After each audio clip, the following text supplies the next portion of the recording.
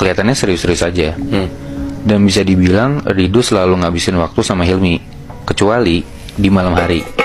Karena hampir tiap malam si Hilmi itu pergi keluar pesantren, karena dia ngikut satu perguruan silat. Nah jadi peraturan di pesantren ini tuh emang ada jam bebasnya gitu Muy. Nah mereka boleh keluar dari area pesantren setelah jam 9 malam, dan nanti harus balik lagi sebelum jam 1 pagi. Nah gue gak tahu ini peraturan di pesantren itu doang, atau zaman dulu semua pesantren itu kayak gini. Karena ya setahu kita kan kalau pesantren sekarang 24 jam mereka harus di dalam area itu kan. Iya benar. Ya. Tapi ya intinya setiap malam itu mereka dikasih waktu kosong buat keluar-keluar tuh gak apa-apa. Nah 1-2 bulan tuh aman-aman aja. Sampai di bulan ketiga Ridho ini mulai ngeliat gelagat si Hilmi tuh aneh. Kenapa? Jadi kalau di pesantren ini tuh makannya kayak di satu piring gede berlima gitu, kebayang gak sih lo? Jadi kayak nasinya banyak, terus ada lauknya di tengah-tengahnya gitu. Nah pas makan bareng ini si Hilmi tuh cuma makan nasi putihnya doang. Kayak kalau misalnya ada lauk itu tuh nggak dimakan. Terus kalau nasi kena kuah dikit juga nggak dimakan sama dia. Jadi benar-benar pure nasi putih aja. Aneh banget kan? Nah pas ditanya sama Ridho, kenapa kok nasinya doang yang dimakan? Hilmi alasannya nggak nafsu makan.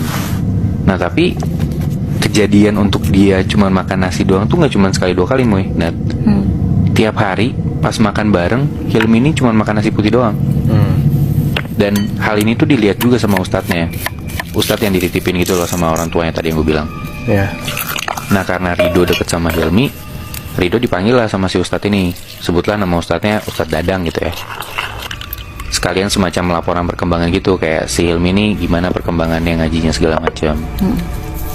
Udah mereka ngobrol, dikasih tau lah sama si Ridho, emang gelagatnya si Hilmi ini emang rada-rada aneh, kayak makan nasi putih doang itu. Nah terus si Ridho juga bilang kalau Hilmi itu hampir tiap malam dia pergi ke satu perguruan silat. Nah si Ridho itu bilang kalau Hilmi itu ikut perguruan silat di tempatnya Ki Januwiryo, sebut aja namanya gitu ya.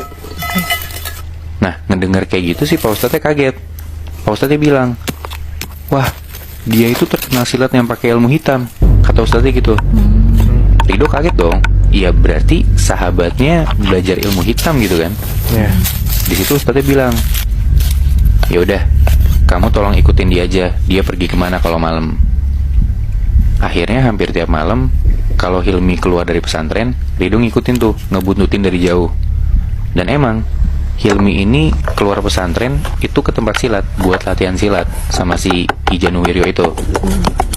Tapi nggak selalu tiap dia keluar dia ke tempat silat.